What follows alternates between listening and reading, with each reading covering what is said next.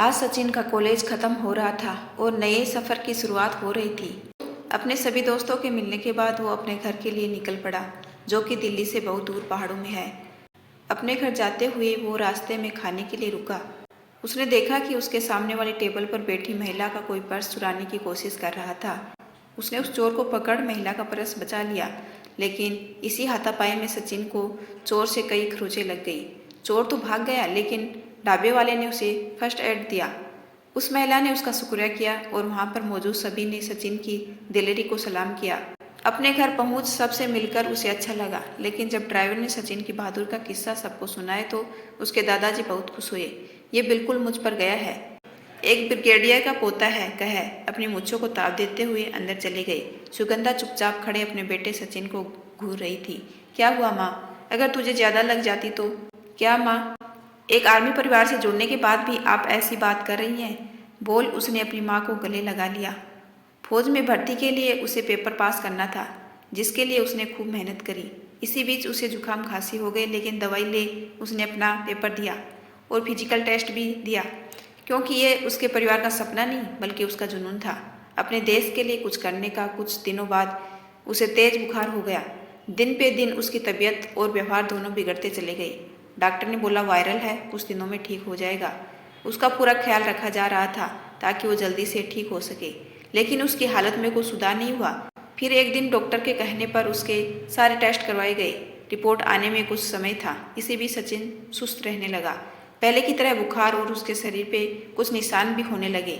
Doctor ने जब सचिन की रिपोर्ट देखी तो उसे एक गंभीर बीमारी की गिरफ्त में पाया।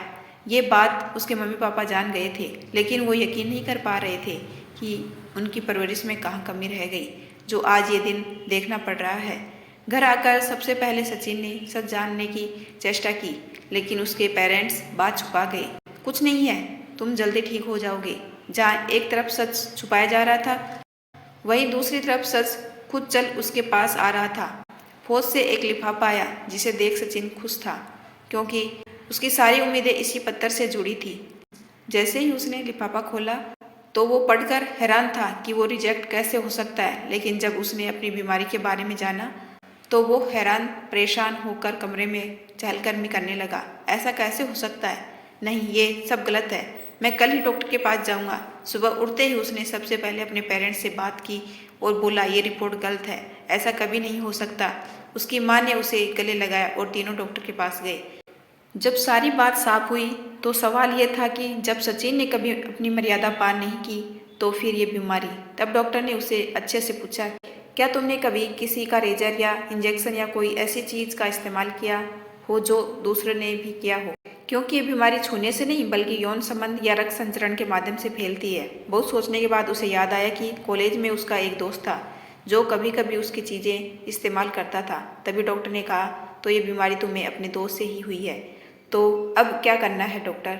अभी तुम्हारी पहली स्टेज है, तो हम दवाइयों से थोड़ा आराम देने की कोशिश कर सकते हैं, लेकिन कितना समय तक सब ठीक रहेगा कुछ कहा नहीं जा सकता। घर आकर सब खामोश थे।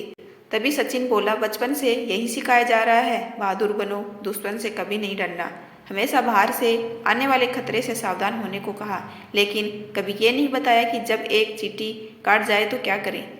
कल अगर एड्स पर खुल के बात करी होती तो आज यूं कैदी सा महसूस ना होता। एड्स होता है ये पता था, पर ऐसे भी होता है ये नहीं जान पाए। आज सचिन भी एक वॉरियर है, सेना का नहीं बल्कि जीवन और मौत के बीच जूझता हुआ। किस्मत ने ऐसा खेल रचा कि मैं होकर भी मैं ना रहा। जिंदगी मांगी थी मैंने, पर मौत भी मेरी ना हुई। यदि आपको मेरा छोटा सा प्रयास अच्छा लगा हो तो चैनल को लाइक शेयर एंड सब्सक्राइब कीजिए। आपका अपना कीमती समय देने के लिए दिल से धन्यवाद।